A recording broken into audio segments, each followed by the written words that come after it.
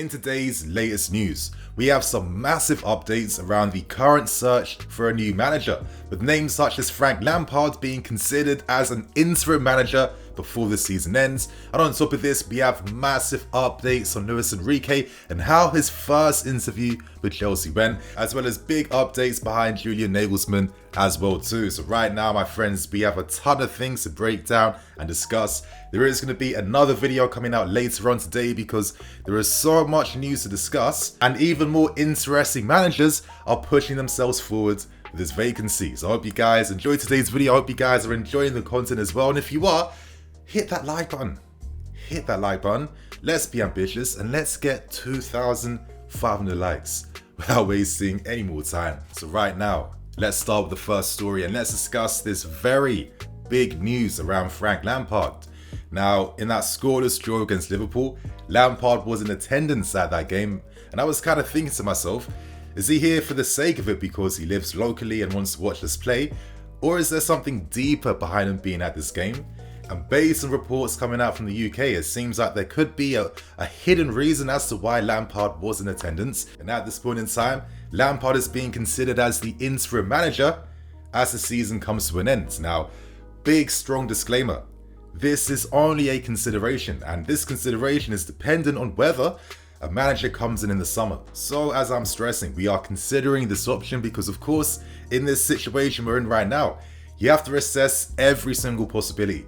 And if your main guy is only available in the summer, ideally you want someone in place that the team can, of course, play for, that can get the fans on side as well too, and can set you up for the future. And listen, you guys know I'm a massive Frank Lampard fan. Growing up as a kid, I was in attendance at home games, season ticket holder for years, and I was very fortunate that I got to watch these guys like Lampard, Drogba, Terry and Carr playing in their absolute primes. And I've always got a lot of respect for Lampard, and that's why I had some patience for him as a manager, because I respect my legends at my football club. And when I was reading the story, I can't help but go into fan mode again. And a part of me is thinking, listen, the last time a former Chelsea player took over the club during a time like this to act as interim manager, we won the Champions League. Yo, I'm just putting it out there. I'm just putting it out there. And a part of me also would like to see what Lampard could potentially do working with a better set of players. What could his ideas possibly look like? What would he do? Who would he turn towards? For me, he was one of the harshest sackings in recent times because that bad run of form was only a handful of games. And he was instantly kicked out the door. Now, we can't complain because Tuchel came in, we won the Champions League, and we were showing great signs of progression after that. But a part of me is thinking about possibilities like, what could this team look like in a 4-3-3? Because if there's one thing about Frank Lampard, that 1920 season, for me, that was like peak fandom. That's going to live in the memory books for a while. That was a season full of highs and lows, lots of drama. And it was so unfortunate that we couldn't cap that season off by securing the FA Cup. Now to end things, I don't know if Lampard is going to be opposed to acting as our interim manager, and that's because of course he does live very locally in the area, and obviously after being sacked from Everton, this provides an opportunity for him to maybe, steer the ship, safeguard us, hopefully bring some form rise if that's possible.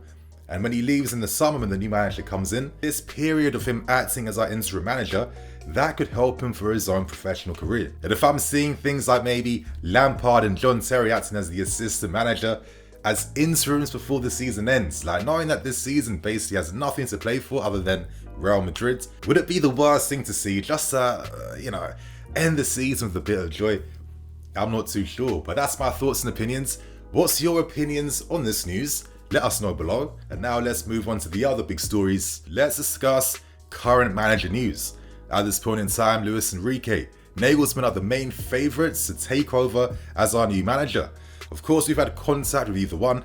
I'll discuss what contact we had later on in this video, so stay tuned. But just because these two are the main favourites does not mean that we aren't open to having discussions with other managers. The plan is to have conversations with at least 5 different managers. These managers include names like Spalletti, Amorim, Glasner, Ancelotti, and even Gallardo of River Plate as well too. Now in the case of Pochettino, he was interviewed before we signed Graham Potter, so a part of me thinking, does he want to go through another intensive process like this again when he's already done this? I'm not too sure. And of course, moving on to guys like Amorim, he's put out in the media that if you want him, you have to respect Sporting Lisbon and pay his full €10 million release clause. But at the same time, he's also cautious because Amorim doesn't want to fall victim to his ambitions just yet. He's still very young. And of course, in this game, how many managers move on too soon and then it bites him in the ass eventually? So I can understand his mentality. But with all this news about us wanting to take our time when it comes to interviewing managers, this does paint the picture that by the time we play Real Madrid, we might not have any new manager in place. And there's a strong possibility as well too that we could have a new manager in place in the summer for the following season. Now, it has been reported that the board, the club, they feel quite confident in the players that they're going to raise their game against Real Madrid because these guys don't need any manager to be ready for a game of this type of magnitude. And for me, the level of performances we saw from the players against Liverpool, the desire, the hunger, the will to win, irrespective of the crazy announcement of Porter sacking, these guys were still mentally ready and prepared for anything. So this gives me confidence against Real Madrid that, this manager situation isn't going to affect the team. But for me, it simply comes down to this. There's currently no super outstanding candidate that has no flaws. He's only perfect and he's the main guy to go for. All these guys have pros and cons. That's the nature of our position right now. And I kind of feel like we need to be realistic now in terms of how we view and judge these managers. For me, the most important thing that any new manager needs to have is how he's going to make this squad come to life. Because with all the money that's been invested into this squad, the owners, the team, they want to feel like someone is going to make sense of this, get us playing the way we have to, and we're not going to fall victim to having to spend more money to get the right type of players that managers want. We have to move away from this. At this point in time, we still have players that were playing under Sarri, under Lampard, under Tuchel, under Potter, under so many. You need to have some conciseness now in this team. And until we get there, we'll forever remain pretenders in my opinion. So right now, let's move on to discussing more massive news around Luis Enrique and Julian Nagelsmann. Now let's start with things and let's discuss Luis Enrique because there have been some breaking developments happening right now. At this point in time, it has been revealed that he is currently in London after travelling here in the morning with his close friend in Ivan de la Pena. And I'm very much interested by this. I hope you guys watch my video breaking down managerial names and candidates, giving you guys an idea behind how they can play, what their ideas are going to be, what they expect from their teams, etc, etc. I think you'll definitely learn something from that. But as we do know, Enrique wants to come to the Premier League. This is exactly what he said a few days prior. I would like to go to England to work. I would like to go to a team that can do important things, and that is very difficult. I would not go to any Premier League team. Since the World Cup ended, I haven't read the Spanish press, I haven't seen social networks, I only read the English press. So Enrique has been waiting and ready for this moment to come. We are the perfect club that does match his sporting ambitions. Now this is where we get into very interesting developments that were reported today because Enrique has had personal interviews and discussions over his ideas with Paul Winston-Lee, Lawrence Stewart and the rest of the transfer team. Now it's been reported that Enrique has submitted a comprehensive dossier on our squad outlining his personal vision that he has for us and his system of play on how to utilise the squad to take us to that level that Boli and Carr and all of us in the fan base actually want to see. Now some reports are suggesting that Enrique has some personal demands for himself. Ideally he wants assurances of at least 2 years minimum to do his work, because if you want to implement this vertical positional play or vertical tiki-taka on FM, that's not going to happen overnight, because you have to use training sessions to regularly just, fine-tune the patterns of play, for players to get used to the positions, to build that sixth sense in terms of how to move as a team, how to open teams up, and positions they have to find themselves in between the lines. A part of me does kind of feel like we have seen variations of this vertical approach from the guys like, Potter and Lampard. Not saying to perfect degrees, but I'm giving you guys a mental image of maybe what to expect in terms of the positioning you'll see these players in if they're playing under Luis Enrique. Now some reports have also suggested that Enrique would like to have a better standards of winger. He wants to have a mobile striker as well too. Ideally a number 6, and it's interesting because in the summer we're targeting these positions irrespective of a manager. So of course things are getting a bit complimentary in that sense. But we've also spent a ton of money on attacking players. So I don't know how much I can really believe this. And Kunku's coming in, Mudrik's here. Most of these guys haven't even had the time yet to really show what they can do. So I don't expect us to be in the market looking to sign even more wingers. Regardless though, I think Luis Enrique, even though he's currently seen as like the plan B, I think this guy is a very good manager. Of course, there's so many good managers out there, but for me, there's only a handful that can complement the players we have in this squad right now. And I want to see the midfield come to life. That's the most important area in football. If your midfield is on point, you're going to do incredible things as a team. I mean, look at Liverpool. Like, now that their midfield is not as good or as intense or as physical, like, they've really declined heavily as a team, and we easily battered them yesterday. I mean, we should have got at least 2 or 3 goals against them. And I feel like Enrique is able to make the midfield come to life, and importantly, get the attack scoring goals. That is the key thing here. He does have experience when it comes to working with big clubs, big personalities, and when it comes to his personality, he's a bit of a successful Twitch streamer. I mean, all his money he earns goes to like charitable donations, but his streams give you a great insight behind his mentality, like his wit, his jokes, and I kind of feel like this guy is someone that the squad and team could really get along with. So that is the Enrique news out the way.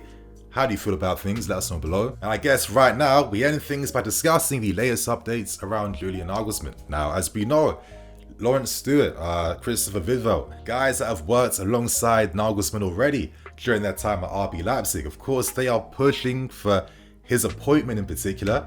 And I guess due to the non-stop communication and contact over the past few weeks, it does seem like Nagelsmann is very much open to a move to the Premier League. And you know, Sky Sports have confirmed things as well too by suggesting the fact that Nagelsmann sees his next job in the Premier League. So that's goodbye to Paris Saint-Germain and Real Madrid for now. Obviously, there's still a ton of time before summer comes, and in this sport, crazy things can happen. But at this point in time, Nagelsmann's attention is on signing for a Premier League team, and the only team in London he could sign for would be us, not Tottenham. The only thing though, and this is confirmed by German reports, is that Nagelsmann wants to come in the summer.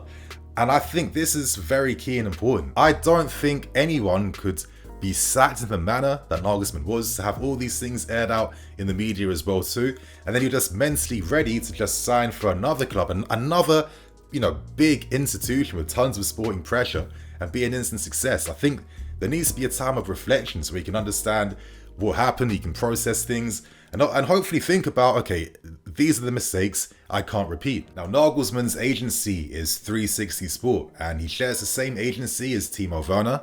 And from the Times' report, we're getting some context behind certain conversational points that Nagelsmann and the club need to have. One of those things comes down to what is our long-term plan and how much authority do we actually plan to allow someone like Nagelsmann to have, because obviously he's seen what's happened with Graham Potter. He's seen how Potter got overwhelmed working with such a massive squad full of new signings, and obviously you don't want to put yourself in a similar situation. There's also complications when it comes to the severance package that Nagelsmann got, obviously after being dismissed at Bayern Munich. Now, why is there a complication? Well, obviously he hasn't necessarily agreed the final severance package with Bayern Munich. Obviously, Bayern naturally don't want to pay the full amount of the existing years left on Nagelsmann's contract. For example, when Graham Potter got sacked, he earned around 30 million, obviously earning like 1 year's salary, instead of us, of course, paying for the remaining years of his contract. If we did so, we're paying over 50 million to sack him. So until Nagelsmann and Bayern Munich come to an agreement over the size of the severance package, naturally that's going to delay things a little bit in terms of how soon and how quick Nagelsmann could actually sign for us. But it does seem like even though Nagelsmann is the unofficial #1 target, if other managers present good ideas, we are still open to hiring another manager during this season and not even having to wait for Nagelsmann in the summer. So times get very interesting, but as we've seen before, like if you want to go for your #1 target, you're not going to cast all your eyes and attention on them. You're going to play hard to get, right? You're going to show that you're interested in other guys and put more pressure on your main target to try and, you know, seek your validation and seek your attention. And for any young guys out here watching me too and you're struggling to get girls, you know, long story short, you never, ever, ever want to be a beg, and you never want to beg it. And that is the playbook that this club is taken seriously when it comes to how we've negotiated for players and how we're negotiating for managers too. So take that word of advice here. But regardless, There's still much contact behind the scenes, but there's no contact personally.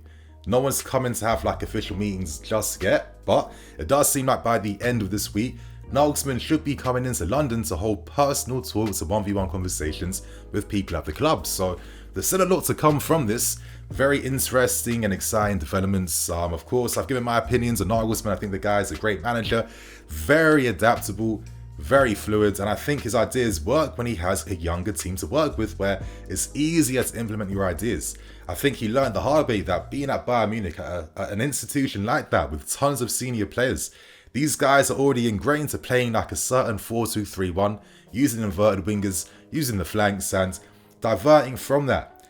You need to really get the players on your side, and I guess that was one thing that Nagelsmann kind of struggled to do, especially during the season. But again, just because he had difficulties at Bayern Munich, it doesn't mean that these things will definitely happen if he came here. But it is something also to consider, because how many times have we had great managers and some of their work gets undermined due to, things behind the scenes that have nothing to do with football. The last thing you want to do is set yourself up for a situation like this again. And I guess it's only common sense that the board would have slight reservations, because they're thinking, okay, Bayern Munich were quick to discard you to get Thomas Tuchel, and you are a manager that is the most expensive manager in the world. So to just discard him just like that, that isn't a quick decision you're making unless you feel you have to. So my friends, I'm in EFC, this is BlueLionsTV. I'll catch you guys later with some more videos. Cool.